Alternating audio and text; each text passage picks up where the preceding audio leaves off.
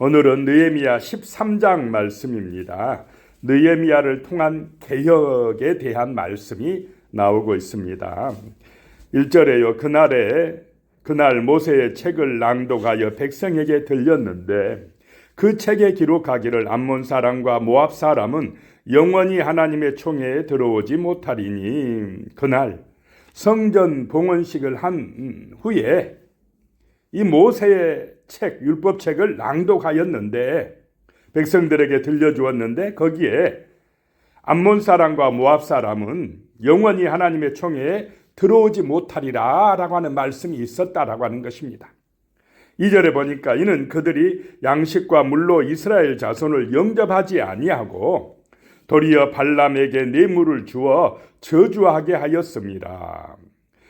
그러나 우리 하나님이 그 저주를 돌이켜 복이 되게 하셨다 하였는지라. 이스라엘 백성들이 애굽에서 나와서 광야의 길로 갈 때에 노새의 자손들인 암몬과 모압이 그들을 영접하지 아니했다라고 하는 것입니다. 오히려 거짓 선지자 발람에게 뇌물을 주어 저주하게 하려고 했기 때문에 그들은 이스라엘의 총회에, 여호와의 총회에 영원히 들어오지 못하게 했다라고 하는 것입니다. 3절에요. 백성이 이 율법을 듣고 곧 섞인 무리를 이스라엘 가운데서 모두 분리하였느니라. 그 말씀을 듣고 섞인 무리를 어떻게 했다고요? 분리했다. 즉각 순종했다라고 하는 것입니다. 하나님의 말씀은 듣고 끝나는 것이 아니라 그대로 즉각 순종할 때에 놀라운 은혜가 임할 줄로 믿습니다. 자, 4절에 보면요. 이전에 우리 하나님의 전에 방을 맡은 제사장 엘리야십이 도비야와 연락이 있었으므로 하나님의 성전에 방을 맡은 제사장 엘리야십이 도비야와 연락이 있었다. 도비야는 어디 사람입니까? 암몬 사람입니다. 암몬 사람들은 여호와의 총회에 들어오지 못한다고 했는데 제사장이 돼가지고 암몬 사람과 내통하고 5절에 보니까 도비야를 위하여 한 큰 방을 만들었으니 그 방은 원래 소재물과 유향과 그릇과 또 네 사람들과 노래하는 자들과 문지기들에게 11조로 주는 곡물과 새 포도주와 기름과 또 제사장들에게 주는 거제물을 두는 곳이라. 그 하나님의 성전에 방을, 그 소재물이나 유향이나 11조 같은 것을 저장하는 그 방을 누구에게 주었다 이 말입니까? 암몬 사람 도비야에게 줘버렸다. 제사장이 그랬다라고 하는 것입니다. 엘리야십이 그런 행동을 했다는 것입니다. 6절에 그때에는 내가 예루살렘에 있지 아니하였느니라. 바벨론 왕 아닥사스다 32년에 내가 왕에게 나아갔다가 며칠 후에 왕에게 말미를 청하고 7절에 예루살렘에 이르러서야 엘리야십이 도비야를 위하여 하나님의 전 뜰에 방을 만든 악한 일을 안지라. 며칠 후에 왔다 그러지만은 느헤미야가 페르시아에 갔다가 1년 정도 있다가 돌아와 봤습니다. 그 1년 만에 이런 일이 터진 것입니다. 암몬 사람 도비야를 위하여 성전 안에 방을 만들어 놓고 그 암몬 사람이 거기서 자기 방 삼아서 지내게 했다라고 하는 것입니다. 8절에요. 내가 심히 근심하여 도비야의 세간을 그 방 바깥으로 다 내어 던지고 9절에 명령하여 그 방을 정결하게 하고 하나님의 전에 그릇과 소재물과 유향을 다시 그리로 들여놓았느니라. 자, 성전이 세속화되어 버린 것입니다. 하나님의 성전의 그 곳간이 하나님의 성전에 드릴 제물을 저장하던 그곳이 이방 사람이 들어와가지고 암몬 사람이 들어와가지고는 자기 일을 보는 사무실 같은 역할을 해버렸다라고 하는 것입니다. 성전이 무너지고 있는 것입니다. 성전이 세속화되면 신앙이 어떻게 되겠습니까? 신앙이 무너진다라고 하는 것입니다. 10절에요. 내가 또 알아본 즉 내 이 사람들이 받을 몫을 주지 아니하였으므로 그 직무를 행하는 네이 사람들과 노래하는 자들이 각각 자기 밭으로 도망하였기로 그랬습니다. 네이 사람들과 성전에서 찬양하는 노래하는 자들이 자기들이 받을 몫을 못 받으니까 어디로 가버렸습니까? 각각 자기 밭으로 도망하였더라. 성전에서 하는 그 직분을 다 버리고 왜냐 먹고 살기 위해서 가버렸더라 라고 하는 것입니다.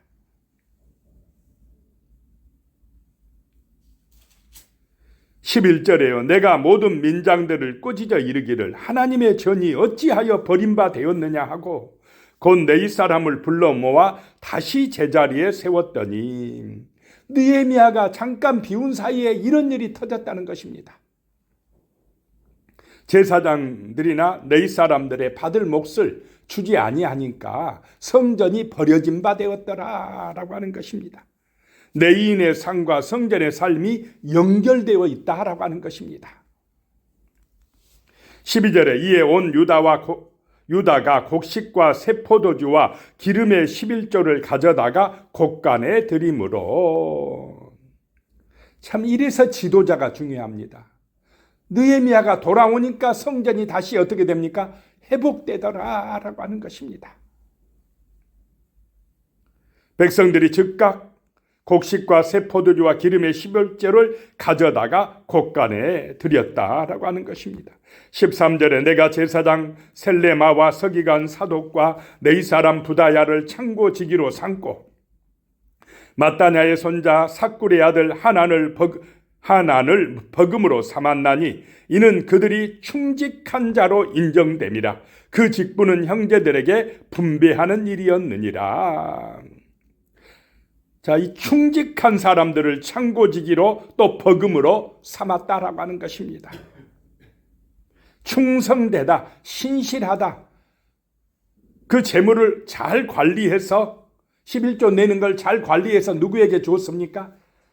제사장이나 레위인들에게 공정하게 온전하게 분배하는 일을 했다라고 하는 것입니다.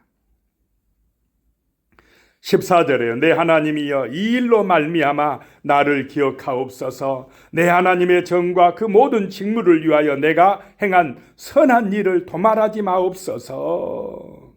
그 선한 일을 하고 누구에게 기도합니까? 하나님 앞에 기도합니다.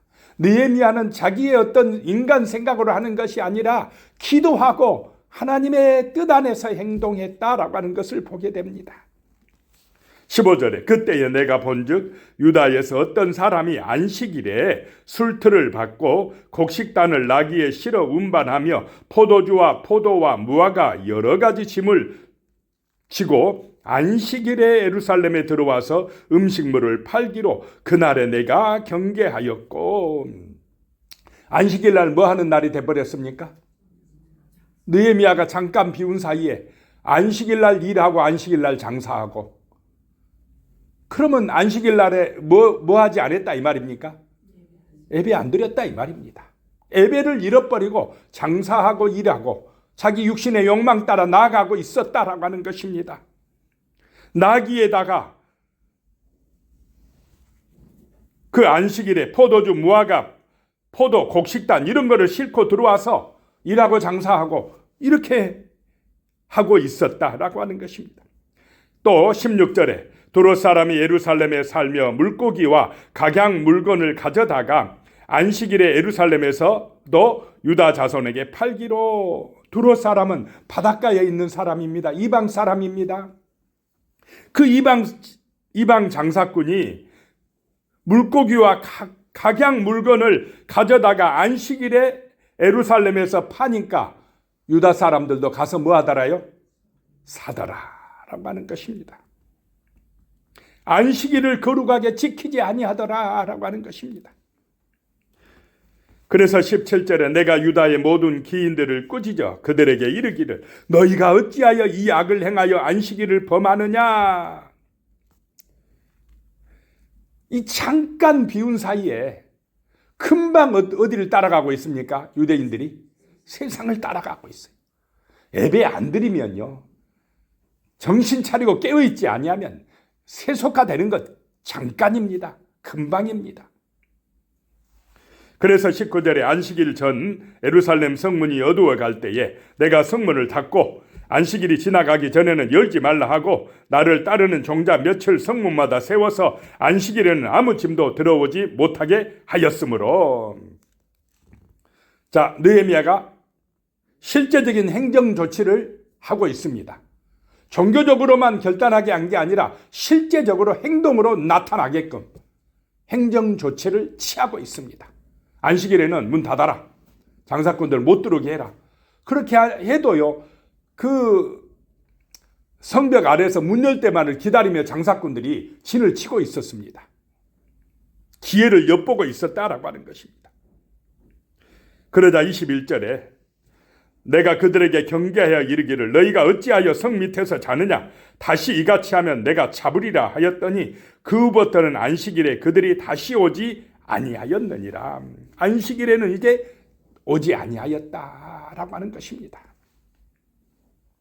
22절에 내가 또 내 사람들에게 몸을 정결하게 하고 와서 성문을 지켜서 안식일을 거룩하게 하라 하였느니라. 내 하나님이여 나를 위하여 이 일도 기억하시옵고 주의 크신 은혜대로 나를 아끼시옵소서.